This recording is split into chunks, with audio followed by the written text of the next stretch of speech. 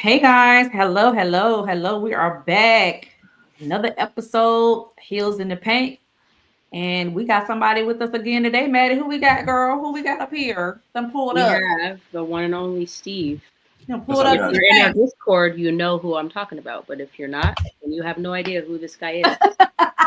Yeah, and I'll do my best to not like embarrass you guys. I promise I will give you my best. As I mentioned before we got on here, I stopped playing basketball when I was like 10 at an organized level. I mean, if anybody wants to come and tell me you don't know jack about basketball, hey, you're probably right, and that's okay. But I'm trying to learn ACC I love, women's basketball because that's what I'm going to be covering this season, and I'm looking forward to it. I love it. I It's going to love be a it. I great love year. it. We're gonna welcome Steve to the paint. Thanks for pulling up with us, my guy. Glad I've to been have looking you forward here to with this. us. I'm so excited. Yes, thank you, thank you. We are too. We're too. Yeah. College So, where do you guys want to basketball start? season is upon us. It's upon us. It's upon us. It's that I time. mean, It's that time. Maddie, I see you went to go peep the men. Did you like what you see? I did, yes, out in Salt Lake. Yeah, that was Okay. quite the experience. It was like a 24-hour trip. Like I flew in, we went to the game, and then I came back the Okay. following morning. So it was quick.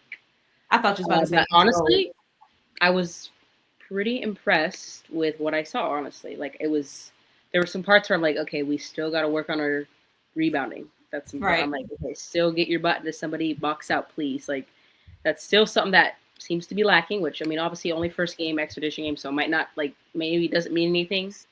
Right. Right. But Right. I mean, it was crazy to see like the difference in the size of the team. Like Mm. last year the team was so small, and like just looking Hmm. at the guys like I could just see, even though I was sitting up on the higher level, like I walked down a little bit lower at a point because like there was nobody really there, so I was like, Yeah. okay, cool. But yeah, Right. I'm excited for Stevenson. Like I'm actually kind of surprised at how well I was kind of like I didn't think any of that was going to be the case, but he played way better than I expected. So Oh, that's what's up. the only one I There's was a there's a little bit, I lot was of like, high on Evans. I need him to kind of figure something out, maybe because he's smaller. I don't know, because he was small. Like when I was looking, I'm like, gosh, he looks so small compared to everybody else. Yeah. I got you. That's good. That's good. That's good. Well, we ain't gonna let the men take up too much of our Nah, time because that ain't why we here. nope. We here for the We got women.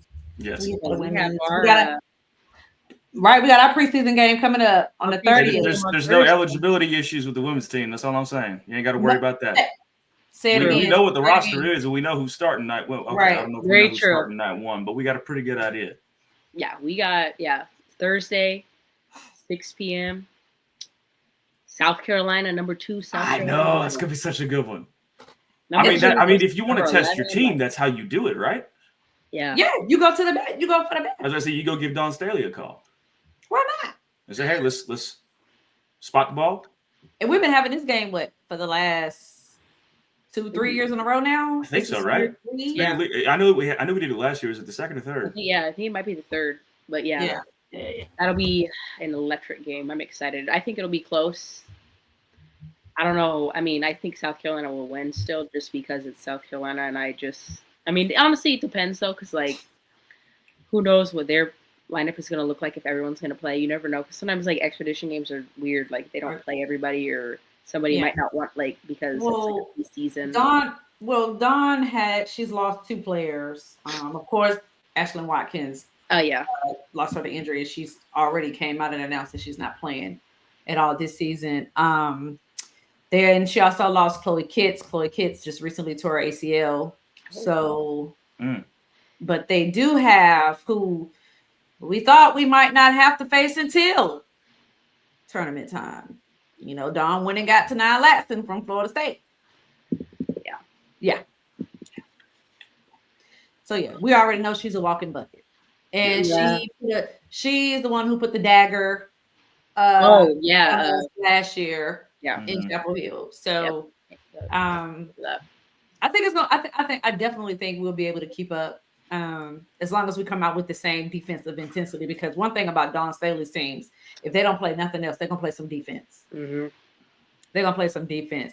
So I think if we match that defensive intensity, um, I think we got a shot. I think we'll be fine. It'll be a good test for sure. It'll be a very good test to just see the flow of the offense, how like the youngins they play, because obviously it'll be like their first college game per se almost. But I mean, not to like talk about the guys again, but the guys had 19 turnovers, so I'm like, I need the girls to figure like and do not do that again, because I don't want to see another 19 turnovers and extra. Like I don't care if it's a preseason game.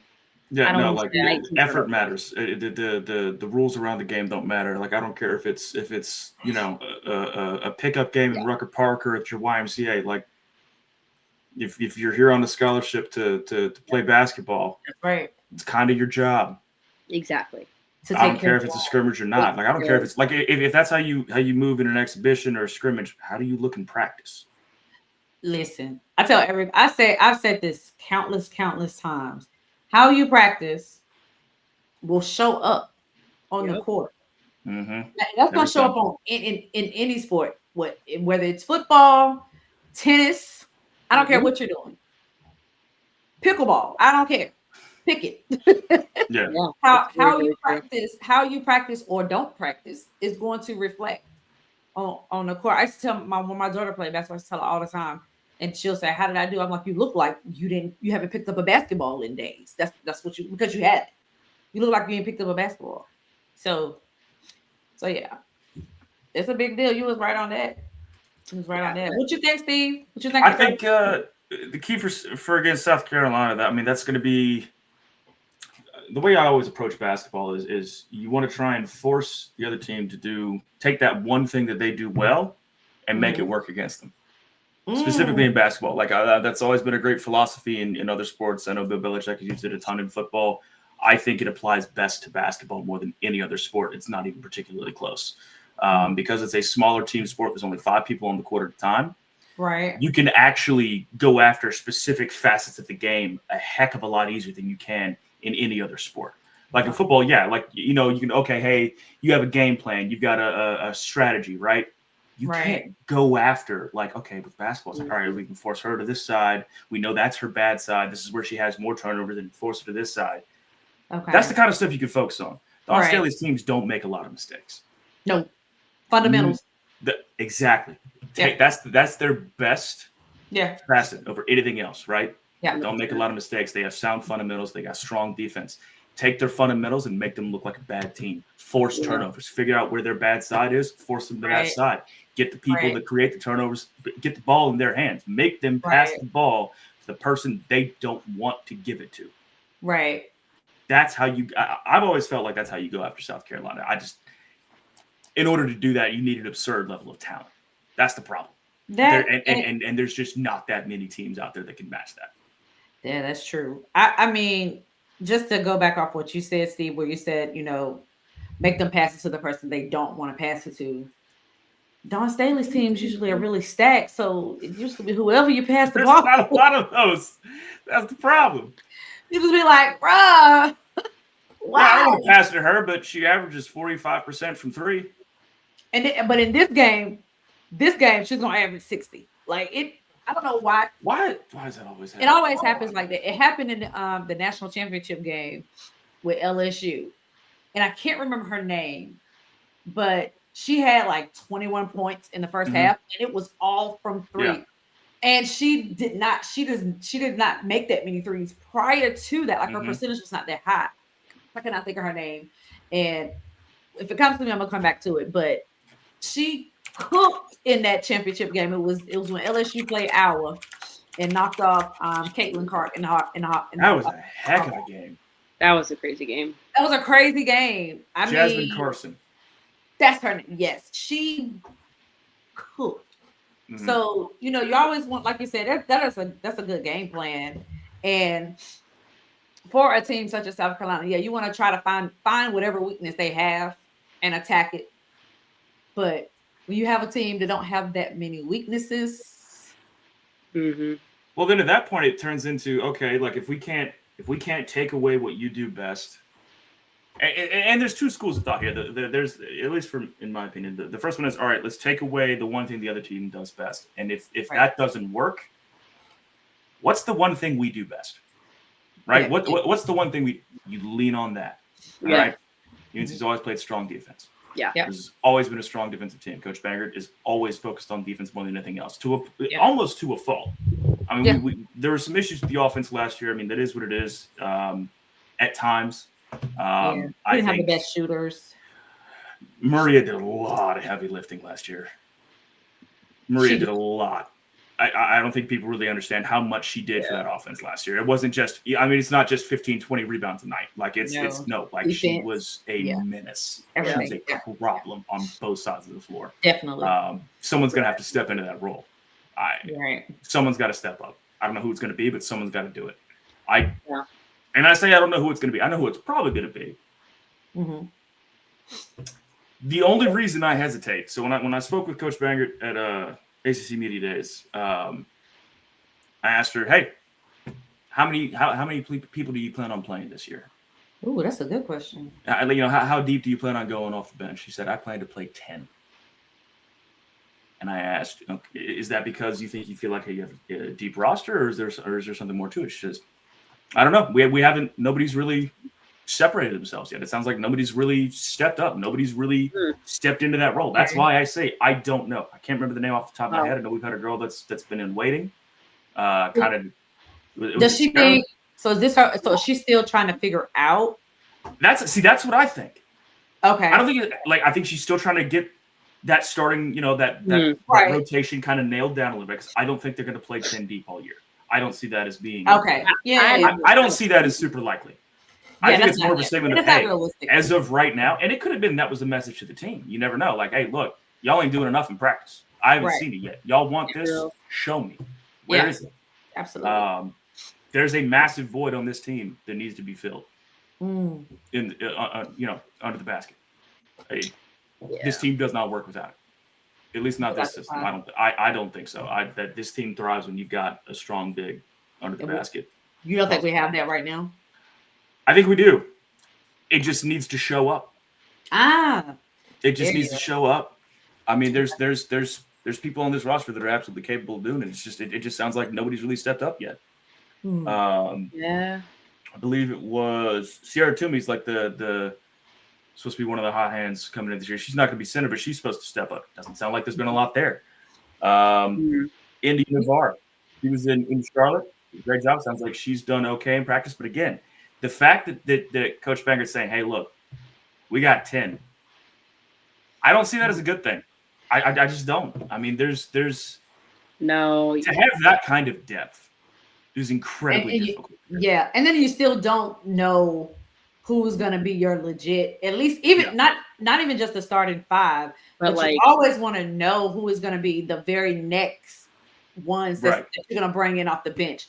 So you have your starting five, and then boom, okay. And then you have your your sixth man. Right. After that, Exactly. So I say at least 6 or 7. You want to at least have them 2, because you can't play your starting 5 and run them into the ground. I mean, we did it with just bringing a whole new iron 5. We had the iron 5, but we got it with.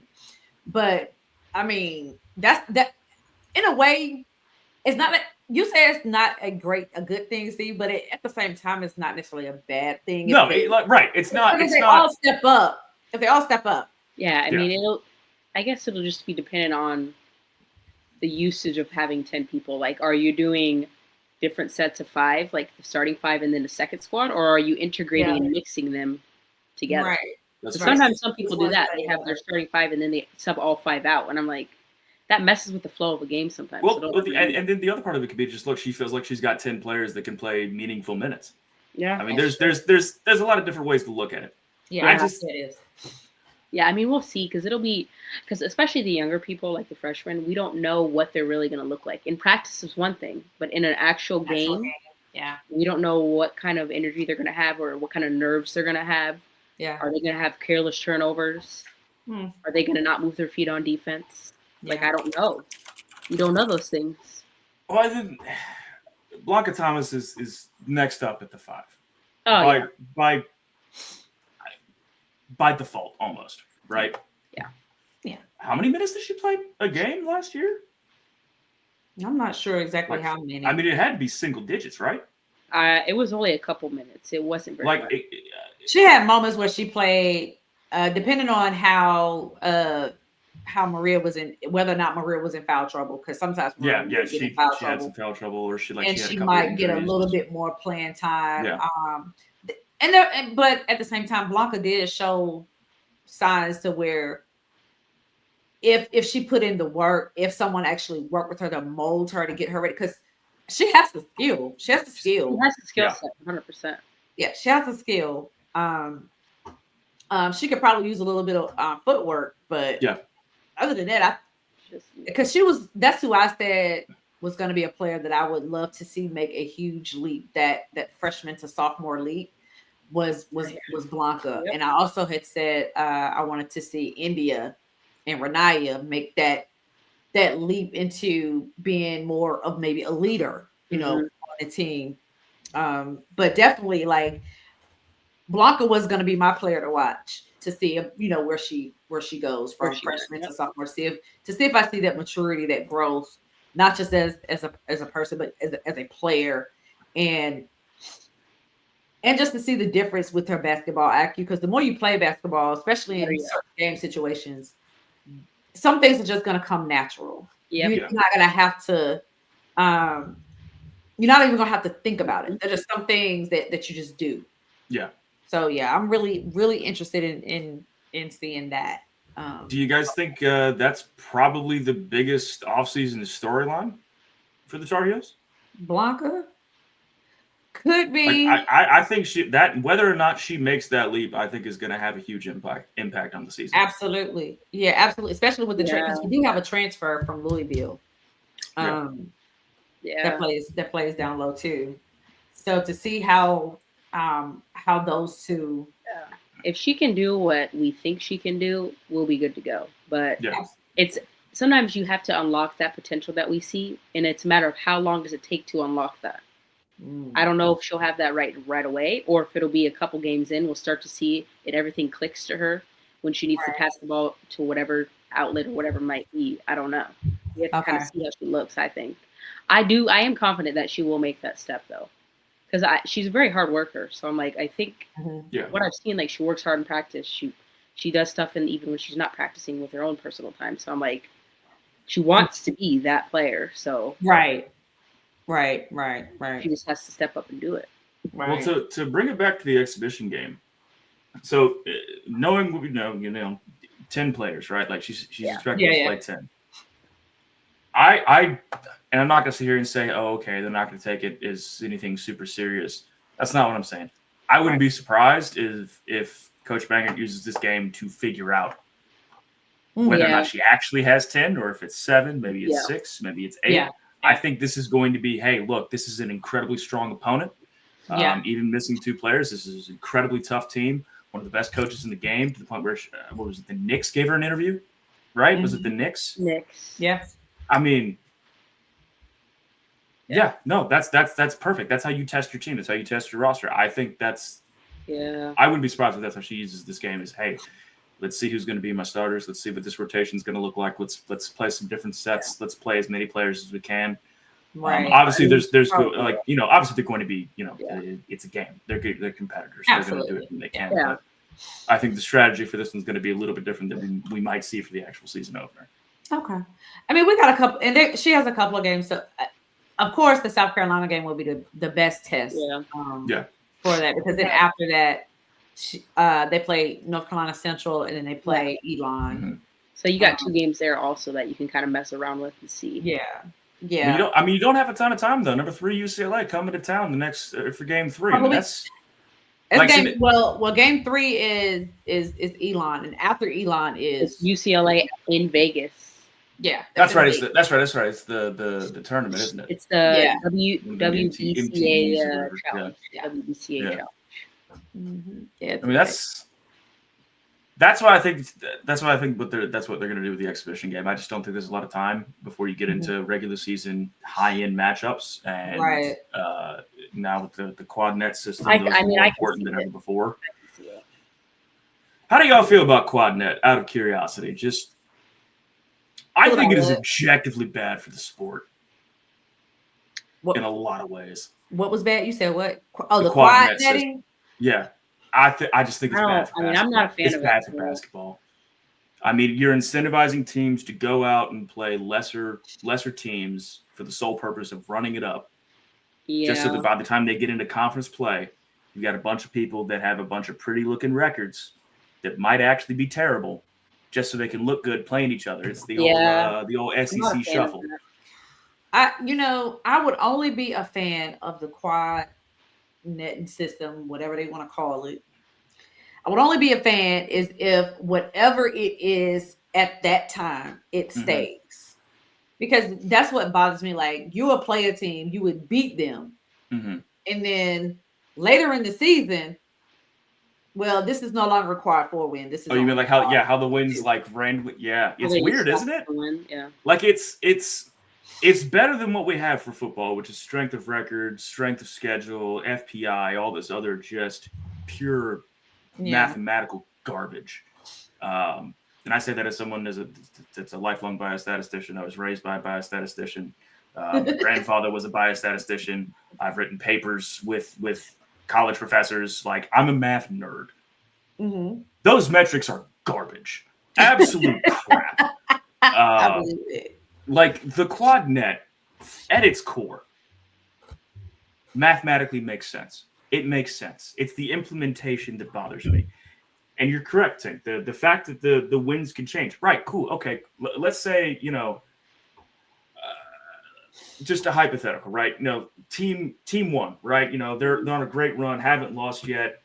They match up against let's say like a number 5 team in the country. It's like the number 1 against the number 5. Cool, right? Right. No big Right. deal.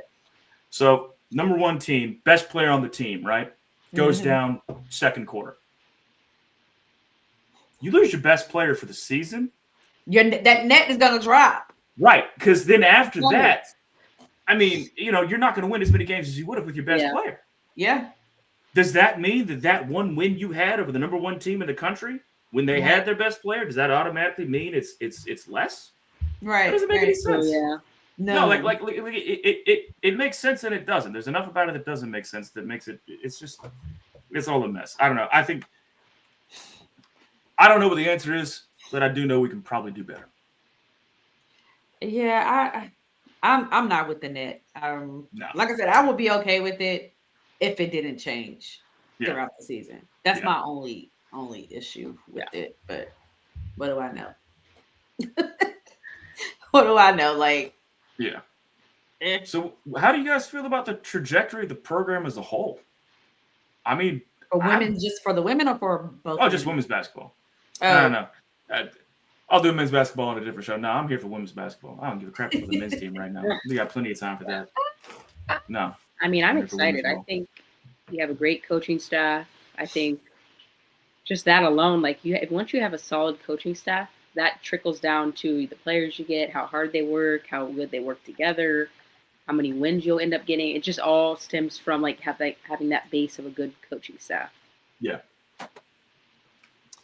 I love where the program is going. I think Courtney, Coach Banghart is doing great at UNC and really trying to turn the program around. I will say the teams have gotten better. Like they've improved each season because I mean, and this is just me. This is just me. I wasn't sure about her coming in initially because she came from Ivy League. So you come in from Ivy League and then you're doing ACC. It's Yeah. it's still double. I know it's still NCAA, but it's a different ACC basketball is completely different, especially at Carolina because that is what we're known for. Mhm. Like, basketball is who we are. North Carolina itself, hoop state. They call us the hoop state.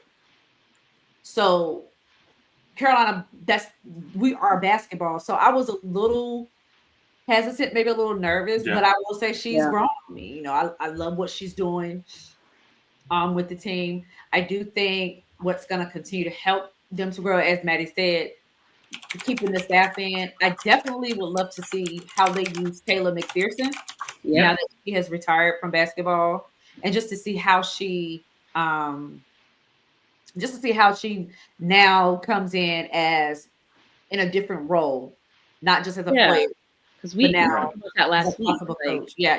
We how, touched on that if last you want to week. hear us talk about it more in depth, just watch our first episode. Yeah. But I mean, I think she'll be a great addition to that coaching staff because, Yeah. like I said, it's the bridge. She is the bridge from the players to the Yep. coaches. You need to have that, and the way she'll be able to interact with both sets, like, will be like I said, that bridge, and it'll be set apart than having just like a Yeah. regular young coach that just started or whatever the case might be, because she was a player on this team at a point. Do you think she'll kind of slot into a similar role with what Sean May has done with the men's team? Like kind of like not like an assistant or associate head coach or anything, but just kind of like a consigliere almost. Yeah, or maybe like something with player development. Yeah, helping with that. Yeah, I player development probably. Definitely can see it.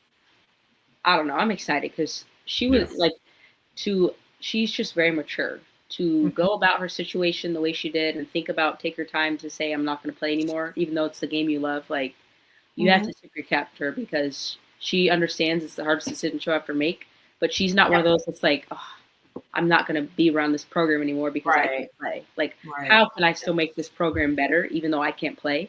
She'll be there thinking of outside the box for maybe coming up with different plays that she's maybe had in her past, or if she sees something while she's sitting on the sideline, she can help. Right. Absolutely. Yeah. I agree. But yeah, I'm very, very excited to see where the program is going to end up and just to continue to watch it grow and be great. I know last time, Steve, we both gave our predictions as far as how far we saw the women going this season. I said Sweet 16, maybe Elite 8, depending on who we match up with. Am I too excited to say that? Is that too much too soon, as they would say? I see this season going one of two ways. I don't see this team getting Sweet 16 is the bar for me. I think this is absolutely a team capable of doing that, and I think I think it would be disappointing if this team does not go back to Sweet 16. I mean, that's a regression right there. By definition and just in general based on talent on the floor. The floor for me is a Sweet 16. And that's if, worst case scenario, right? Blanca Thomas does not develop at all, looks the same or worse than last year, and there's a hole at the 5. There's enough talent around that position where I think this team can still win a lot of games. I think this will still be a top 5-ish team in the conference, even with Thomas having some potential issues. Again, not saying that she will, just in the event that she does. This will still be a top 5 team in the ACC, in my opinion. Okay. The only thing that really is going to change from last year is going to be where this team finishes in the postseason, not even in the ACC, at least for me. Yeah. I think the ceiling, if it breaks right, this is a Final Four team. If you look at it, right? I mean, you mentioned it. There's been a lot of injuries in the offseason to a lot of really important players across the country. It's not just at one or two programs. There's been several key injuries in women's basketball. Quite a few, which is really a bummer. I mean, there's so many good players that just aren't even going to play this year that I was really looking forward to. Yeah. But, I mean, if you get the right bracket, if you get the right bounce, if you get the right luck, if you get the right matchup, this is if literally everything goes right, Final Four. Final Four. I think that's absolutely in the very realm valid, possibility. 100%. I'm here for it. I mean, for all we know, Blanca comes out and she looks like the second coming of Maria. And all is well in Chapel Hill. And if that's the case, we've got a title window. In my opinion. I honestly, I think as long as Coach Bangert is here, we've got the window. I mean, as long as she is in Chapel Hill, I think a national championship is a matter of time. It's a question of when, not if. Yep. There's been enough done foundationally to where I think she can bring in whoever she wants and she can build a championship team. Yeah, the financial investment has been there from the program, from the school, from the boosters, the donors. Transport is probably the biggest it's ever been for UNC women's basketball. Yeah. And that's saying a lot for a program with a national championship. Yeah. Like that, and I was barely around for that season. It was a pretty big deal. Honestly, the last couple of years have been much bigger than even that national championship season. Yeah. And that's not to diminish that national championship by any means. It's just there's been more support from the community. There's been more support from the school. Financially, there's been more people in the building. There's been more fans at the games. I mean, like you can't get a ticket. Yeah. To a lot of the games. Yeah. Like the line for the mic is like a mile long for some of these big ACC matchups. One last year, there were like 3,000 people. I think they had I think they had lines for the South Carolina matchup. Yeah. That was exhibition. Yeah. So No, she's built the winner. We just got to get everything's got to fall right. I mean, Maria getting banged up last year, I think that had a big role to play in the team exiting the tournament when they did. I think if she's 100%, they might have gone to the Final Four last year. I think they could have done it, especially with those players. Now, granted, there were a lot of good teams in that tournament last year. See, that's the other problem. It's like for a lot of folks, a lot of people that are just getting into women's basketball, myself included, it's easy to go, okay, here's what I expect in the men's tournament. I'm sure it's the same in the women's tournament. No, not even close. Not even remotely the same. Like it's not like in the men's team. It's like, all right, everybody's pretty darn good. Like there is and again, I'm not trying to get down on anybody. There is a gap in women's basketball. There's like your top 20, and then it's a big gap. It falls off. Like it's just, and it's not a matter of you're not good enough. It's all depth. It's all depth. Yeah. I mean, and we see it all the time in plenty of sports, right? Like, okay, best example I can give you: an FBS team against an FCS team, right? Yeah. That FCS team, like a North Dakota State, they could probably beat a solid half of the FBS. Right. Could. And then get to the SEC team. But the problem is, that's only because they've got the top of their roster that can play at that level. You take those guys out of the equation, they're just another FCS team. And that's the problem with women's basketball. A lot of the talent is concentrated at and I say only a handful, but it's handful because you got 200 and some universities competing for one title. Right. When you've got maybe 20 to 30 schools that have concentrated a large majority of the talent. Right. Going from the Sweet 16 to the Elite 8 in women's college basketball means a whole heck of a lot more than it does in men's basketball. And it's not particularly close. Because it's harder. So much harder. Like you don't have miracle runs like you do in men's basketball because everybody's stacked. The teams are loaded. Yeah. It's even like that once you get to the WNBA. Like I've always said, if you want to watch like legit good basketball, and it's not to say that men's basketball isn't good, but if you want to watch straight up fundamentally sound good basketball, you need to go watch women's. It's so much better. It's WNBA is so much more like I'll say it. The NBA is absolutely. Can I swear on the show? It's okay if I can't. If the NBA is effing horrible, terrible product. It's NBA's. I mean, 63 is a game. Just terrible. 60. Everybody want to be Steph Curry. I think there was like 77 in a playoff game. I thought we were leaving this banana basketball crap in the regular season. What happened to defense? You just don't do it no more? Non-existent. They don't play it until the playoffs. I will say this season is starting off. They're out here playing like it's the bad boy Pistons in the 80s. Trying to kill each other. Oh, that's been gone. They throw hands in the paint. They don't care. That age of basketball has been gone. It's been gone. Women's basketball is it's much more physical, and it's much more competitive. You're not gonna have mediocre players playing, and not even in college basketball. It is the best of the best. It's the cream of the crop. Yeah, it is as good as it gets. So when you get into the Sweet 16, you're not gonna see teams just like every team getting blown out all the time. Like the national championship game last year, we're not going to see that all the time in women's basketball. No. And you better believe that Dawn Staley is not having a repeat if she's coming for blood to avenge, because I know she was mad. So she was definitely upset about that. Women's basketball is it for me. For context here, the lowest seed to ever make a Final Four in women's basketball was a 9 seed in 1998. That was, literally like crazy. Wow. We had an 11 seed 6 times in the Final Four in the men's tournament. Most recently, NC State in 24, Or yeah, UCLA 21, Loyola So Chicago every 2018. couple of years they have it. yeah, Right. That's what I'm saying. Like that's everybody looks at the men's tournament. Oh, Cinderella moments. The one shot. We yeah. no. You don't have that. Like, You don't have that Do anymore. not have that one. No. Well, Like, and that's why you see some of these crazy lopsided games in the first couple of rounds. Yeah, You go, oh, this is, and people want to use that as an excuse to bag on the game. And I'm just like, no. You don't understand. there's a gap. The gap between the low and mid majors in like the ACC, the SEC, the Big Ten is just colossal in the women's game. yeah. So getting over that hump from the Sweet 16 is unbelievably challenging. You can't just have a good roster. You've got to have some luck. You got to get the right breaks. You got to have a great coach. Definitely. And for those reasons, I think Carolina can absolutely do it. I think this is I expect an Elite Eight out of this team. That is my expectation, personally. I'm not saying that's what I think is going to happen. They hit an Elite Eight. That's a successful season to me. If they don't go any further, hey, progress.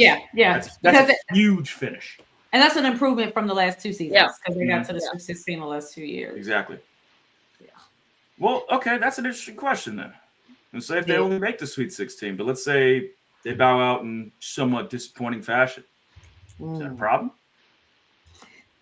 Like, is that a regression or like, let's say they go out there and just drop, 20-point loss, Sweet 16 to, I don't know. UConn. Regression?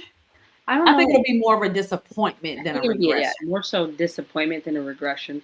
But also, you got to probably look at how do they do an ACC play too. Like maybe that also, who knows what happens or what seed they got, like what path they had. I would also take all of that into account. I mean, obviously, it would be disappointment if they lose in a battle of a Sweet 16 game or whatever. But I don't know if I would say like we're taking steps back. I mean, let's say we go and we're supposed to win that game and we get blown out. Then I might be like, okay, what the heck happened here? Why did we just get blown out when we were supposed to win this game? That makes no sense. Right. Then I might be mad about losing to UConn or South Carolina for 20 or 30. Exactly. I might be a little bit mad about losing to like Green Bay. Yeah. That's not that they're a bad team, but like right. Yeah.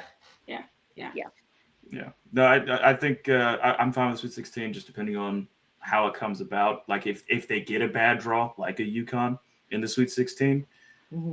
I mean, hey, look, say your prayers, take your vitamins, do whatever it is you got to do some black magic voodoo. I don't care. You're going to need every single bit of it. Yeah. All of it. Gino don't play. Because they are picking up where they left off. God, they're good. Why are they still good? Why does this happen every single year? No, you mentioned I'm so sick of UConn. You mentioned the casuals that just like those that just recently started watching college basketball. Some probably only remember when it was just UConn. That's how it was for me growing up. Like I'm only 31, right? I grew up in the golden era of Gino Auriemma. Yeah, so like, well, he's kind of still in there. He just got a few others in there with him, but it used to only just be UConn. It was UConn and it was everybody else. Yep. Yeah. And then it started changing. It was like, and then it was like there was only. You're right. There was only ever like one dominant team. Before we had UConn, we had Tennessee. Yeah, and then it would come, that's what I was listening. Exactly. It would switch and it would be Tennessee. Now you have to where because NC State has always had a good women's team. Yep, they've always had a great women's team, but they weren't the UConns, they weren't the Tennessees, Right. So, but now you have South Carolina because I've heard people say, when did South Carolina start being this good? And I'm like, and some have you met Dawn Staley? I've heard someone say they didn't even realize that Dawn Staley had been coaching there as long as she has been, because some thought that she just started coaching when Asia Wilson was there. No, she built that program. She built that program from nothing. Nothing. Yes. So they didn't realize that. I believe South Carolina had an all-time record under 500 pre-Dawn Staley. Yes. I don't know if I'm right, but I think their conference record, I believe, was under 500. Yeah, yeah, it was not good. And even when she first got there, it didn't change right away. Like you said, she built the program. She built it. So now you don't just have Gino is not out there by himself. He got to fight. He got to fight. Yeah. So it's really, I love where the game has grown. I love where it is now. And I'm ready for Carolina women's team to ease their way into those conversations. Um, I just want the bragging rights. I'm just gonna keep it real. I want the bragging rights. Yeah. I want to talk. I would love to say like NC State did what last year before that when they had both men and women in the Final Four. Yeah, that'd be great. You would not be able to tell me nothing. Nothing. Yeah. Nothing. I would be unbearable. 12 games. That's okay. That's fine. We got 2 in the Final Four. I'm good. That'll make up for it. I'll take that. Watch how you talk to me. Both of my basketball teams is in the Final Four. Watch how you talk to me. Yeah, dude. Yeah, I would be unbearable. Talk nice to me. Pablo would leave the server. If y'all thought I was bad when we beat Duke in that Final Four game. Oh. Hold up. You know what? Block me now. Y'all might appreciate this. I'm gonna go ahead and show this to y'all. This is a birthday present one year from my folks. Is it the Caleb? Oh yeah. Yes, dude. That's goated, dude. Wow. Isn't it great? Fire. Yeah. That is fire. I love it. I love it. That's Yeah. I'm gonna tell everybody. Watch how you talk to me. Talk nice to me. Both my teams in the Final Four. Watch how you talk to me. Yeah. Matter of fact, don't even talk to me. Walk around and tell your people to call my people so you can talk to me. Yep. So when I was in Charlotte in these breakout interviews where I got to talk to a lot of these players, I try to keep asking them like, hey, what's that one arena? If you could pick one arena on the road in the ACC this year, where do you want to win the most? And the answers were a little surprising. Some weren't, some were. At least for me as a fan, I got Notre Dame. I got a couple of Notre Dames. I got a lot of NC State. I got a lot of Duke. And I got Georgia Tech. I didn't get Carolina from anybody. They don't want to come to Carmichael? Wow. To me, I mean, I think hold on, no, I take that back. I think I got Carmichael like twice. But it was by far the least out of anybody mentioned. Wow. I mean, is that shade? It depends. It on kind of feels like a little bit because, like, if you got 3,000 people lined up hours before tip-off, you've got a unique court like Carmichael where you are on top of the floor as a fan. You are right there. I mean, I'm looking at it here on your background. There is maybe 2 feet from the back of the basket, like the base of the basket, to the first seat. Yeah. Like, homie in the first row could probably put his feet up on the base of the basket if he wanted to, if he was tall enough. They said they didn't, and not that many wanted to. That just blows my mind. It doesn't make sense. I haven't been personally because it's so hard to get a ticket, but like I've watched the games on TV. It's loud. Yeah, it's loud. We'll be a little late. I don't know. I think what do you guys think of the like? What are your top 3 toughest places to play in the ACC this year? Like, where do you think are going to be the 3 toughest road games for Carolina, or one? I mean, doesn't matter. What are some tough road games for the Heels this year?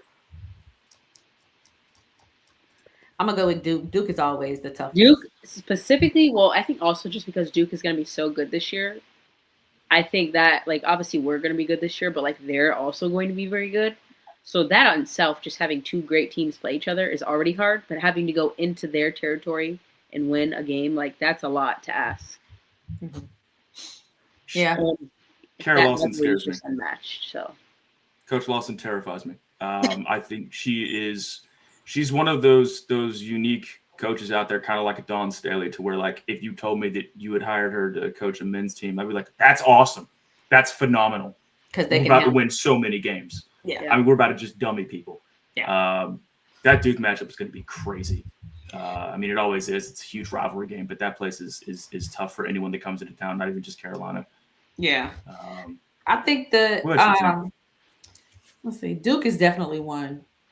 NC State is another one. That's not. Yeah, they're home.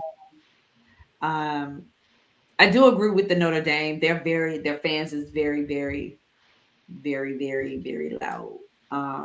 Notre Dame fans, specifically in like non-revenue sports, are terrifying. But I've been to a few women's soccer games back in the day when Kerry used to host the national championship every year, and UNC was in its heyday, and it was like UNC Notre Dame basically every other year. Their fans get up in December for women's college soccer. How do you think they're going to be for women's basketball? I mean, they're crazy. Yeah. That's a crazy atmosphere. The other I thought about would be, and I honestly think it doesn't matter where you play them. I don't know how good they'll be this year, but Virginia Mhm. Tech. That is Virginia Tech always a sneaky fans, one. They'll be a Virginia tough Tech out for sure. fans travel. Yeah. That's a sneaky one, yeah. So I went to the women's ACC tournament. It was here in Greensboro. But you're in Greensboro too? I am. Let's go! Hell yeah! How was your But Jiho? but she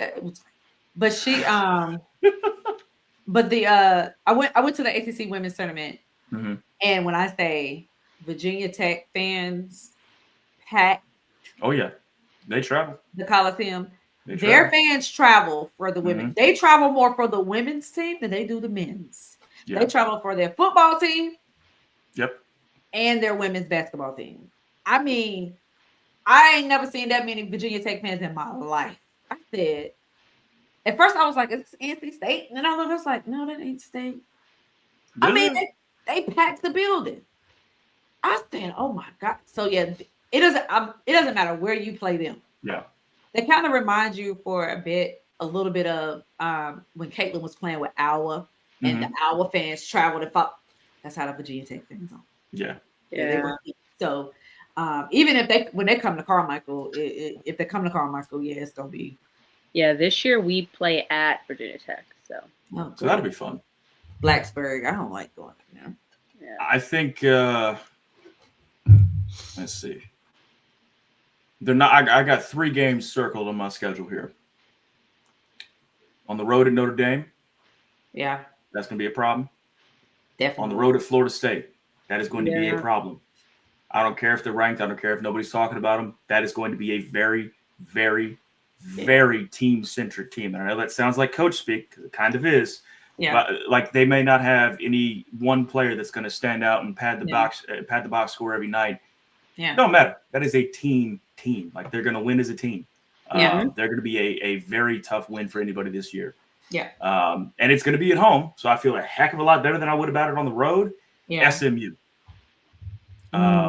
SMU is a top 4 team in the ACC this season, in my opinion. Oh wow. That coach they've got, she's different. She feels like what's the right comparison here? I want to say Will Wade, but without the cheating, and just kind of general sleazy nature.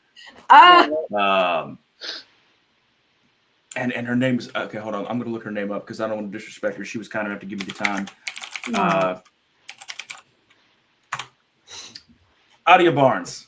That's right. Okay. Out of I think it was North Texas. I'm not sure where she was prior. A lot of success at the last school. I think they've got all but 2 new players on SMU, something like that. I think they've got a lot of new players. So they're pretty much Skinner's phenomenal. Yeah, they're a pretty new team. Which means again, we don't know what they're going to be. And in those kind of situations, if you got a great coach, I like your odds. And Adia Barnes, I mean, when we were there in Charlotte, she stood up there for like 25, 30 minutes in one-on-one interviews, answered. And she was one of the few coaches where most of her questions were just like X's and O's, statistics, like not statistics, strategy, tactics, like stuff like that, like on the court stuff. She had no problems with any of the questions. She gave full explanations. It's one of the most intelligent conversations I've ever heard anyone had about basketball. She is a huge addition to the ACC. She's a huge boost to that SMU athletic program. That SMU women's basketball is going to be a problem for years to come in the ACC. I think in the next 5 years, they'll probably finish top 4 3 times. If I had to put money on it. I'm very glad we're getting them at home this year. And that's a tough stretch too. You go on the road to Wake Forest, which it's Wake Forest, but still road game. But you got SMU next, and then you go from there at Duke, at Virginia Tech, You get the breather at home against Pitt, but I say breather. It's it's still an ACC basketball game. You go on the road to Virginia. You got Duke again at home. That is an unbelievably ridiculous stretch. That's a crazy stretch of games. That's insane. Yeah. That's a crazy stretch. That's probably the stretch that's going to define the season, in my opinion. If you take, I don't know, what was that, 7 games? Yeah. You've got to win at least 4 of those. And one of them has to be Duke. Yeah, one of them. I mean, it has to be. You can't get swept. You got to. No, you cannot. No. Like, I mean, that's not because Duke, but because I think the league's going to be that close this year. You cannot. Oh, like it's Duke, UNC, Carolina. Obviously, are all 3 going to be top 4 teams. Which to me that means you cannot lose. Which of course now we don't play state twice, which is just absolutely weird. Yeah, I don't love it. Not a fan, but it is what it is. You can't lose the Tobacco Road games and expect to still finish at the top of the ACC women's basketball. Agreed. It's just not going to happen. I agree. State's too good. Duke's too good. There's too many other just randomly good teams in the ACC. I think the ACC has like 5 ranked teams in the preseason poll. I think it might be 4 or 5. 4 or 5, yeah, for the women, yeah, definitely. But if you look at those 4 or 5, I expect every single one of them to make. Okay. Not every single one of them. I expect at least 4 of those 5 to make the Sweet 16. At a minimum, I expect at least 1 or 2 of those to hit the Final 4. Gotcha. Like the ACC is going to be absolutely insane this year. Yeah, Louisville's 20. Obviously, we're 11. Notre Dame's 15. NC State's 9. Duke is 7. Yeah. Yeah, that's a loaded conference. Duke at 7 is a little weird. I'm surprised it's not a little bit higher. I actually think just because of all the injuries, I think we're going to see these are probably going to be the most inaccurate preseason rankings we've had in women's basketball in a long time. I was thinking about that too. I was thinking the same. With the injuries, it may change everything. And before we start to wind down and head out, I did want to touch on the new rules that we have now for women's college basketball. Yeah, I'd love to hear you guys explain that a little bit because I don't fully understand the changes. Yeah, Maddie had more information on that. So let's see. Where's it? So starting the season, the shot clock will be set to 20 seconds when play resumes with a front court throw-in after a dead ball, which is aimed to like increase people obviously like the pace because like if you have a whole 30-something site like that, because sometimes women's basketball goes a little bit like it's like okay they've had the ball for how long now because like if a ball goes out of bounds or whatever the case might be, they have the ball for another possession. Possession. Yeah.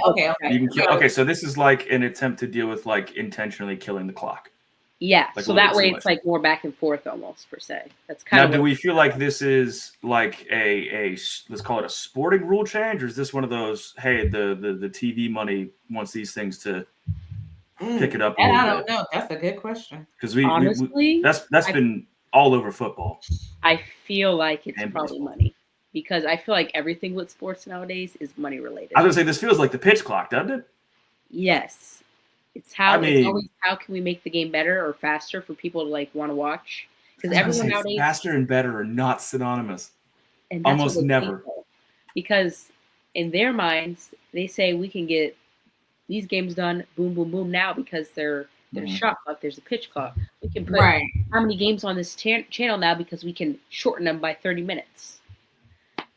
Do I agree? No. It cuts into I mean, if you look at baseball, I'm not talking about baseball, but that's why a lot of pitchers get hurt. That's why people get hurt because like they're rushing. They're now being forced to pitch faster than they're used to. Like, hey, there's this guy that's 28 that's been in the league for 5 years already. He's been pitching a certain way. He's literally his entire life, probably since he was like 5 or 6 or something like that. Because I know baseball can start crazy stupid, even though T-ball is supposed to be like 5 and 6, but whatever. Let's tell him he can't do that anymore and just hope he doesn't get hurt.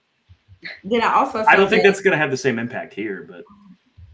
Oh, and man, I see where they also now they're doing a coach's challenge for a certain. Yeah, so for the explain that. So that's for some reason I don't know why I thought they had that before, but no, it was. There's a There hasn't been a coaches challenge in women's basketball, so this is No, like the I first was time. thinking, but yeah, and I was thinking it was, but it's for women's. It's for Just- the WNBA. Yeah. WNBA In has college there wasn't, but now there Really? is for the out of Wow. bounds, yeah. backcourt violations, whether the Well, team that control the just feels like ball. modernizing the game. Yeah. That needed to happen a long time ago. That Good Lord. this I'm not mad about because this needed to No. be changed. That's huge. Yeah, because and then you can do it says it does. So it's the introduction of the coach's challenge for specific violations, Mhm. which does not require a timeout, and it does result in a technical foul if unsuccessful though. So you lose. Yeah. Wait, what? It Yep. says it does not require a timeout and results in a technical It's a foul. technical foul? Yeah, so if you challenge the out of bounds call and it's not like you unsuccessful, you are assessed a technical foul and then the other team gets free throws. Yeah. Plus I the don't- ball. I'm okay the with ball. I'm okay with introducing the challenge. This part, not really like that. In the part, they could have left that off. Like, Yeah. why does this have to be a technical foul? Why not just take my time out? Take my time it's out. easy to have the technical foul and then they get the ball also, which is That Oh, might be that's one of the crazy. worst rules I've ever heard in my entire life. Yeah. That might be. That's like, okay, that's like, hey, let's. What is it? The fumble over the goal line is a touchback thing in football. It's like that. Yeah. Instead of it being a touchback, it's a touchdown for the other freaking team. What do we do? A technical foul? Yeah, I think that's a bit much. Because the refs screwed up? I'd imagine that we might see some changes to that because we might not see many challenges because coaches might be scared. Especially I mean, are you kidding me? Yeah, I you are can see in that already. a- Let's say it's a 2-point game and there's a out of bounds call that you know for a fact was like went your way, but they just don't. What happens if they just don't have the camera angle? What are you supposed to do? And all of a sudden, this has gone from a one possession game to it's over. Yeah. So I read up more. So okay, with the coach's challenge. Uh-huh. They can challenge out of bounds violations, backcourt violations, whether a foul was called on the correct player or whether a change of possession occurred before a foul that leads to free throws. Okay. It does not require a timeout. So even if you're out of timeouts, you can still challenge. Whereas I think if you don't have any timeouts, typically you can't challenge, I don't think. But Yeah. Right. But it does say the penalty for a failed challenge. So an unsuccessful challenge results in a technical foul for an excessive timeout. So basically, if you're wrong, and you don't have the timeout. Okay. So it's just if you don't have the timeout. No. You have the timeout. You don't have. That's not it. You don't have to have it necessarily. It's just because they're taking.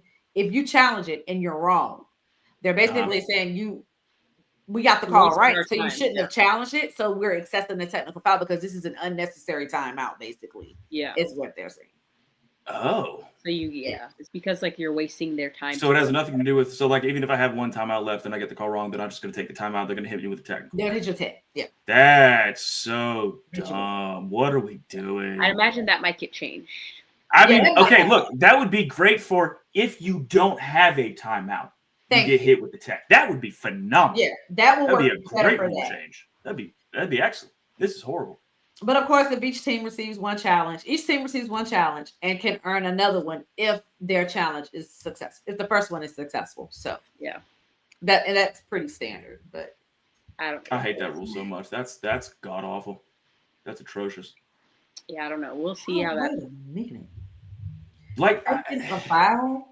Penalties for faking a foul now include a team warning followed by awarding 2 free throws and possession to the offended team for subsequent violations. Mm-hmm. So this is like flopping. Yeah. This is an anti-flopping rule. Yes. Let's do it. I mean, I don't think we really need it in women's basketball. I think there's a lot of flopping. Yeah. You don't really see it that much. Yeah. I was going to say, like, it's women's basketball. They don't flop. They just actually try to kill each other. Yeah. And not a lot of faking. Physical abuse of officials. Physical abuse. The fact that this has to be said. As I said, this feels like one of those rules that should probably be named after somebody. Physical abuse of an official now results in ejection from the game and 1 game suspension. We should call it the Hurley rule. Like 100%. Yeah. And then we should add a rule that gives the same penalty for like trying to fight students in the stands. Oh my Just call God. it the Danny That's Boy. another one. That is one. That is one. He is the most like he makes me like Coach K. Honestly, Yeah. like if you said I could have dinner with Dan Hurley or Mike Krzyzewski, I'm choosing Mike every time. Every time. Every time. I I don't know. can't stand Dan Hurley. He's a man baby. He's a child Mm. with no hair and an anger problem. I know I have the most. I learned to. I grew to respect Coach K, and I loved and respected him more after I watched the documentary, The Redeem Team. Mm-hmm. Um, and then you learn it. Like I learned that he was the military. He went to West Point, Yeah.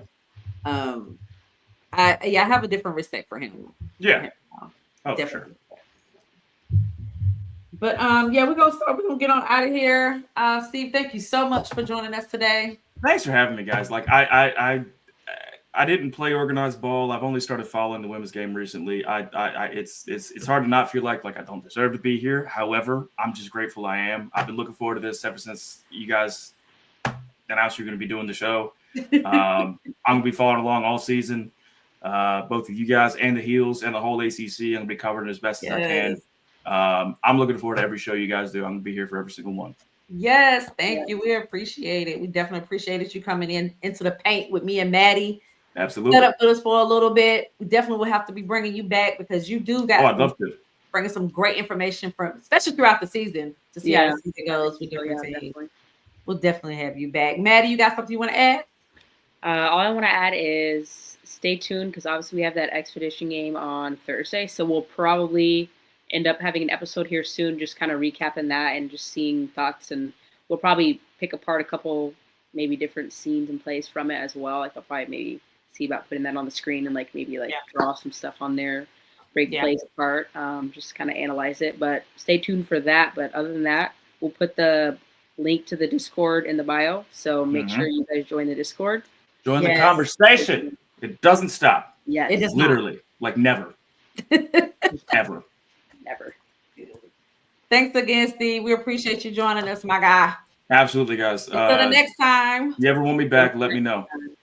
I'll clear the schedule. Appreciate it. We definitely will be having you back. Definitely. Until next time, guys.